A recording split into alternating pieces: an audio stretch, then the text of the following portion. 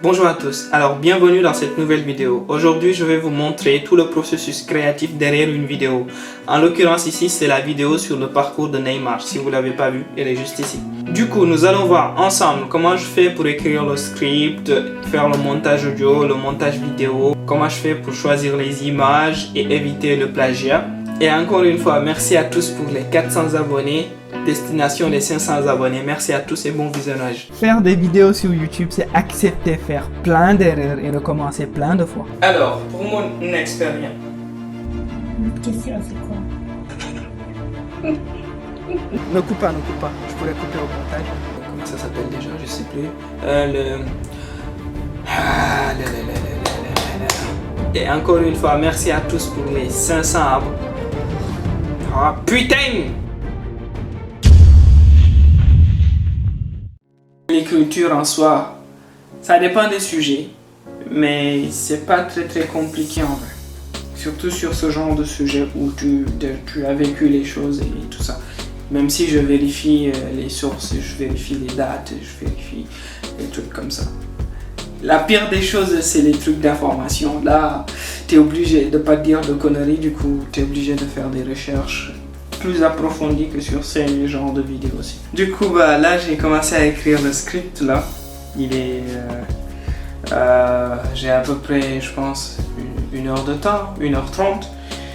Là, je suis aux 3/4 du script parce que j'ai parlé de la première saison, de la deuxième saison aussi, je suis à la fin. Et du coup, il me reste une saison à faire. Du coup, là, je suis en train d'enregistrer l'écran. J'écris ça sur mon téléphone parce qu'avec l'ordi, c'est compliqué, avec mon épaule et tout ça. Du coup, comme vous le voyez, là, en même temps, j'écris, en même temps, je pense au montage. Du coup, je mets de petites notes et tout ça. Et là, je mets au début une petite vidéo, tu vois, beau gosse, en mode 10 secondes où on voit que Neymar fait de petites actions, tu vois, des trucs comme ça. Et après, je fais mon introduction là. Bon, je scinde les trucs en paragraphes. Et à chaque fin de paragraphe, je mets une petite parenthèse pour mettre ce que je vais mettre au montage. Les musiques, en fait, ça permet de mettre une ambiance, en fait. Ça permet de...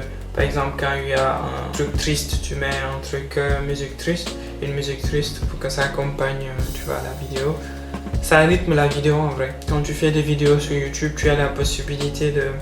Il y a une banque de sons audio YouTube gratuite. Parce que si tu utilises des musiques que dont tu n'as pas les droits, ta vidéo, soit... moi, j'en suis pas là, soit elle est démonétisée, soit ta chaîne peut être strike. Bon, du coup, faut que je trouve les musiques. Je sais déjà qu'il y aura du triste. Je sais déjà qu'il y aura du plus motivant. Mais bizarrement, quand j'utilise un son, je l'associe à la vidéo en fait. Du coup, j'ai du mal à réutiliser les mêmes sons.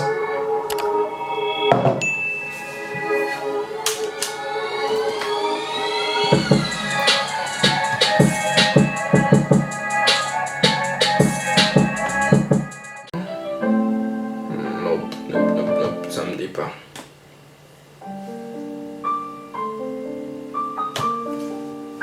Ah, ça donne quelque chose, ça. Pour les parties tristes.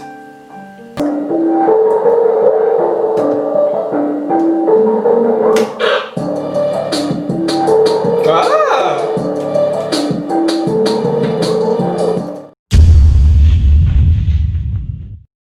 J'ai mis un petit micro. Et ce micro, je le relie simplement à mon téléphone. Du coup, j'ai le script devant moi, mais je lis juste la première partie. Et après, je fais le traitement audio de cette partie. Après, je le mets dans le logiciel de montage. Son destin s'est sûrement scellé durant cette soirée historique du 8 mars 2017. Allez, comme session, Barcelone réalisé une performance hors du camp, une remontada souveraine sur le PSG. Neymar, avec ses 2 buts et sa passe décisive en fin de match, et devant. Donc, là, je suis avec Audacity pour le traitement audio. J'importe le fichier là, dedans. La première des choses à faire, c'est une réduction de bruit en fait. Il faut réduire le bruit. C'est pour cela qu'au début de l'enregistrement, je parle pas en fait. C'est pour que Après, je puisse faire une réduction de bruit, ce qui est assez simple à faire. Effet, réduction de bruit, prendre le profil du bruit, tac. Après, CTRL A, prendre tout, effet, réduction de bruit, valider. Et puis voilà, notre voix, l'enregistrement normalement est dépourvu de bruit actuellement. Son destin s'est sûrement scellé durant cette soirée historique. Voilà. Côté bruit, ça va. Je vais voir si côté son, genre le volume, si c'est à son maximum. À vrai dire, ouais, ça va, c'est déjà bon. Parce que sinon, ça risque de faire mal aux oreilles, tout ça. Son destin, c'est sûr. Et du coup, là, l'autre chose à faire, c'est de couper les parties qui ne sont pas, qui sont mauvaises en fait dans le truc. Du coup, je dois écouter tout le truc. Et je vais vous mettre ça en accéléré parce que, ouais, bon, voilà.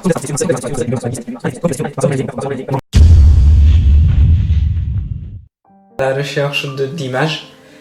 Et cette partie-là, elle est assez importante parce que des fois, les gens, ils n'ont pas conscience, mais passer du moment à faire sa vidéo et la retrouver ailleurs sans aucune citation, sans que la personne ne dise j'ai pris la vidéo ici ou que au minimum qu'elle ne laisse le logo de la chaîne, c'est assez malhonnête en fait.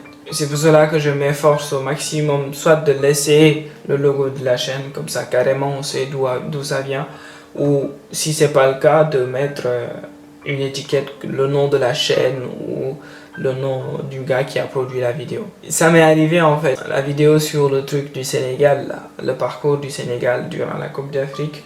Il y a un gars sur Instagram, un gars ou une fille, je sais pas. Son compte, il a plus de 50 000 abonnés, je pense. Du coup, il a pris la vidéo. Non seulement il n'a pas cité là où la vidéo venait, et en plus de ça, il a supprimé toutes les références que j'avais mises pour les références audio du genre bienvenue sur Résumé Quotidien ou des trucs comme ça. Il les a enlevés tous.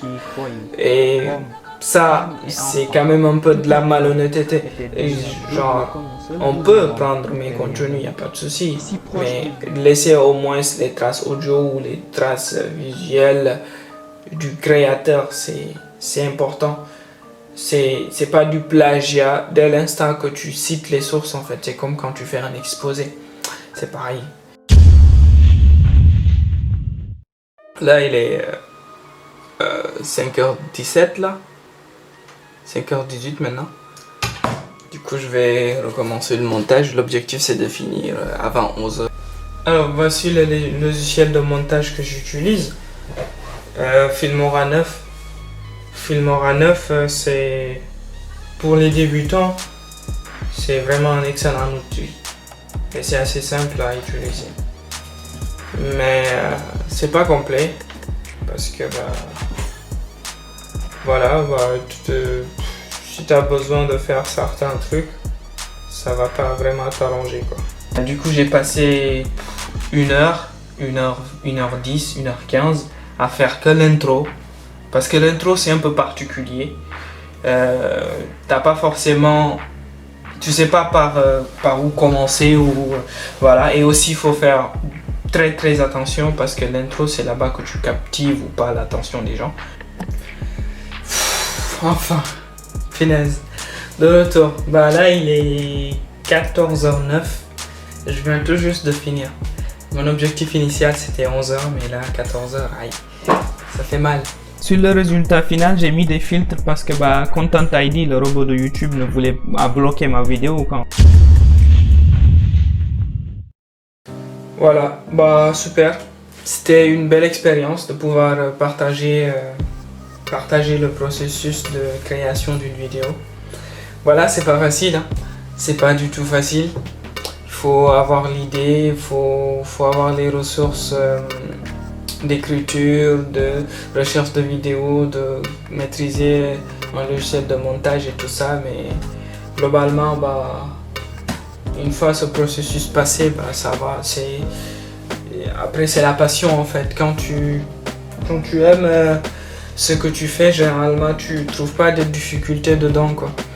Du coup, voilà, c'est ça en gros. Du coup, bah voilà, je pense que cette vidéo, elle est assez longue. Peut-être qu'elle va faire 10 minutes ou je sais pas.